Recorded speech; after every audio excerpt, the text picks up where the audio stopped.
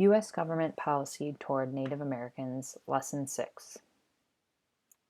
Tasks. Open your notebook to a fresh page, or get out a piece of paper, or take notes on notability. Title your page, Native Americans Unit Lesson 6. Write your name in the top right-hand corner of the page.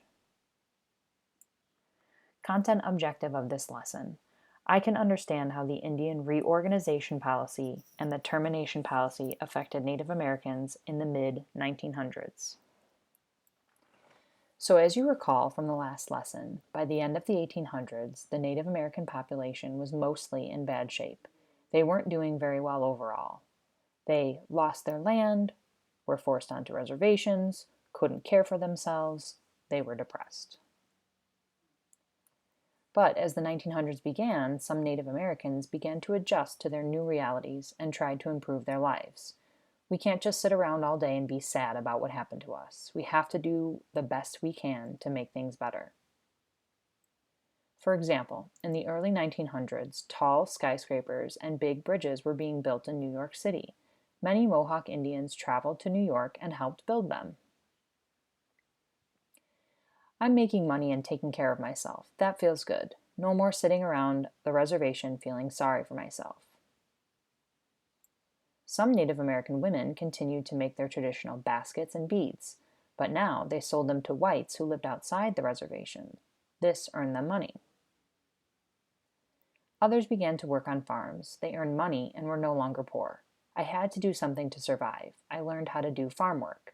Now I have a job and I am doing much better.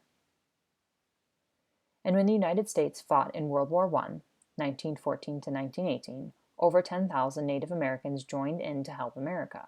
They did so even though the U.S. had not treated Indians very well over the years. On the left, these members of the Choctaw tribe fought for the United States. Cora Elm, a Native American, was a U.S. nurse during the war. This is Homer Cinder. He was a member of the House of Representatives. In 1924, he said, "You know, I see a lot of Native Americans served our nation during the war, and many others are trying to change for the better. That's pretty special since, you know, our government hasn't been so good to these people through the years. In fact, we've treated them pretty badly, but we need to change that now. I believe it's time for Native Americans to have the same rights as all other Americans. They should all be allowed to be U.S. citizens." The U.S. Congress agreed with Snyder. Congress passed this bill, the Indian Citizenship Act, and President Calvin Coolidge signed it. So in 1924, all Native Americans became full American citizens. President Coolidge stands outside the White House with members of the Osage tribe after signing the Indian Citizenship Act. The United States has finally done something to actually help us. Thank you. You're very welcome. Sorry that took so long. Question 1. Write the answer in your notebook. Which of these best describes how Native Americans were by the end of the 1800s? Tell why you think so. A. All of them were messed up. B. Some of them were okay, but many were still messed up. Or C. All of them were okay. Remember, we're talking about the end of the 1800s. Tell why you think so. If you need to pause the video to write down some thoughts, you may. In 1926, the U.S. government hired a team of experts to study Native Americans. This team's job was to see how the Indians were doing and come up with solutions to their problems. So the experts went to reservations. They interviewed Indians, they checked their health, they studied how Indians were educated, they studied how Indians were living. A doctor from the U.S. examines the health of the Native American boy on a reservation in 1926. The experts finished their study. They reported the results to President Coolidge. They explained that though some Native Americans were doing okay, most were not. Our policies have damaged the Native Americans terribly, the experts said. We need a new and better policy toward the Native Americans, the president said. In 1933, this man, John Collier, was given the task of creating the new U.S. Native American policy. In 1934, Collier unveiled his new policy. It was called the Indian Reorganization Policy. Is this man evil? What will his new policy for us be? What is he like? Will his ideas hurt or help us? The Native Americans quickly realized that John Collier was a friend. His new policy showed them he cared for them and wanted to make life better for them. Write in your notebook. This is a blue slide, policy, the Indian Reorganization Policy of 1934. Goal of policy, to improve the economic and psychological lives of the Native Americans. What did the reorganization policy say? 1. Indians were allowed to live in large groups/tribes and share land together like they used to. 2. Indians were encouraged to go back to speaking their tribal languages. 3. No more boarding schools where Indian children were taught to be quote-unquote white. 4. Indians could go back to having their own religious ceremonies. 5. Indians could borrow money from the U.S. government in order to improve the reservations and start their own businesses. 6. Indian tribes that begun to use the American style of government to run their reservations would be given money. This was to encourage Native Americans to help run their reservations on their own land without U.S. help. Was the reorganization policy successful? Did it help or hurt Indians? In general, John Collier's new policy was successful. It helped Indians be less poor, be more happy, be able to run the reservations on their own. Did the policy solve all the problems the Indians had? No, but overall it made things better. Thanks, bro. I got you, bro. Question 2. Right answer in your notebook. John Collier's Indian reorganization policy allowed Indians to improve financially and also live how they wanted. Which of these do you think was more important to the Native Americans back then? Tell why you think so. So choose from improve financially or also live how they wanted. Which one is more important and why?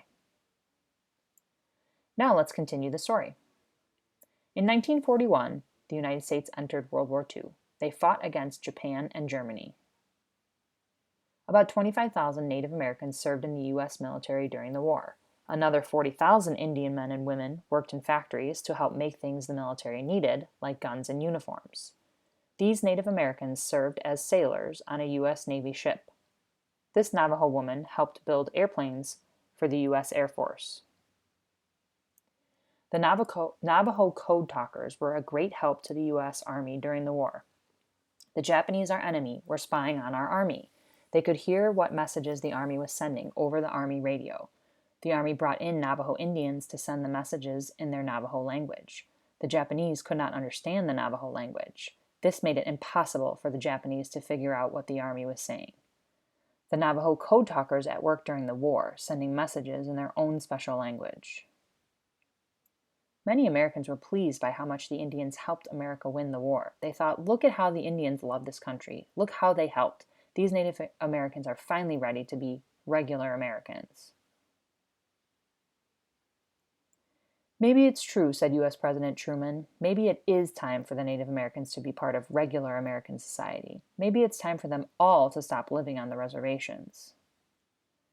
Look at this young man, a Native American. He left the reservation to fight for our country during the war. Now, if he can get off the reservation and be a part of normal American life, maybe his mother can too. Maybe all the Indians on the reservation can. In 1953, the United States had a new president, Dwight Eisenhower. He too wondered if it was time for the Native Americans to stop living on reservations and be a part of normal American society. The fact is, there's still a lot of poverty on the reservations, so many of the Indians are suffering. Our government helps them financially as much as we can, but it's not really good for them. They can't just depend on our government for money forever. They need to learn to make it their own. Maybe it's best for them if we actually stopped helping them. President Eisenhower believed it was time for the Native Americans on the reservations to learn to stand on their own and take care of themselves, to join the modern world. The president decided it was time to end the reservation system. Helping you is not really helping you, American leaders told the Indians. It's better if you live on your own without our help. Then you'll finally learn to make it on your own, which is important. And so the U.S. government created a new Native American policy. Write this down in your notebook. The Termination Policy, 1954. The goal of the policy is to help Native Americans become independent and be part of modern life. In general, the U.S. government wanted to terminate or get rid of the reservations. What did the termination policy do? Number one, some reservations were allowed to stay open, but the U.S. stopped giving the Indians who lived there any financial help and medical help. Sorry, no more help. You have to figure out how to take care of yourselves. 2. Many reservations were closed. Indians who lived there were relocated to large cities where they could get jobs and learn to live on their own. The closed reservation became empty. All of the people were sent to cities. Some Native Americans were against the termination policy. We're not ready to be a normal American society, they said. They were also afraid of losing their land and the help the government gave them. What am I supposed to do in a city? I only know life on the reservation. Other, mostly younger Native Americans supported the termination policy. These Indians had already begun to be a part of regular American society. They believed the termination policy was good because it could give them better opportunities. They also liked being free of the U.S. government controlling their lives. I'm going to make it on my own, and I don't need the government's help. Go ahead and terminate the reservations. These are some Native Americans who were relocated to Chicago in the late 1950s. Their reservation was closed, the money stopped going to them, and they had to make it on their own in the city. It was tough for them. In the end, the termination policy was mostly unsuccessful. Most Native Americans found it difficult to blend into American society. They had trouble finding or keeping the jobs in the city. Okay, now what? The termination policy was canceled in the mid-1960s. The government stopped closing reservations. Question 3. Right answer in your notebook. In your opinion, was the termination policy a good idea or a bad idea? Tell why you think so. When you're ready, click on the link and complete the Google form for your teacher.